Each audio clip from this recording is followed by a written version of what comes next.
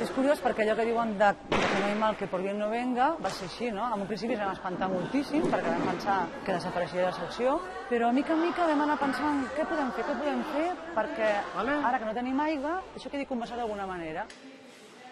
El Fundació Barcelona, malgrat que va tancar la piscina, ens va deixar seguir fent ús de les instal·lacions, vam contractar un especialista d'acrobàcia i de treball en sec i ens vam donar compte que tots els clubs capdavanters del món treballaven un 70% físic en algunes parts de l'any i un tant per cent inferior a l'aigua, excepte en alguna època de l'any que era 50% i 50%. Ja va haver-hi un entrenador aquí que el vam tenir durant molt poc temps i que ara és un dels millors entrenadors del món. I aquest home ja ens va dir que un saltador necessitava ser un gimnasta.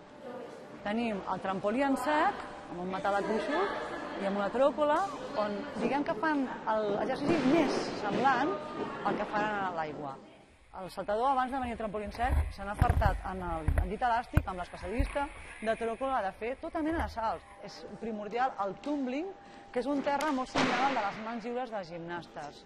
Amortiguen els cops, també permeten una mica d'impuls, et faciliten els mortals. Vaig pensar que al principi seria més o menys el mateix, perquè van dir que hi havia instal·lacions adaptades, anàvem tirant, perquè anàvem fent viatges a Madrid, entrant allà i anàvem competint.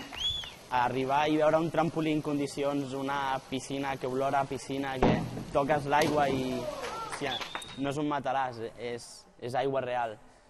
No ho sé, no com un premi, però sí que arribes al teu lloc, no? A veure, hem tingut aigua a l'estiu, però no hem tingut l'aigua, diguem, normal que tenen la majoria de clubs. Si en 6 anys hem aconseguit ser el millor club d'Espanya, si tot això d'aquí s'ha aconseguit sense l'ingredient de l'aigua, tot va cap a una direcció que sembla que augura un bon futur.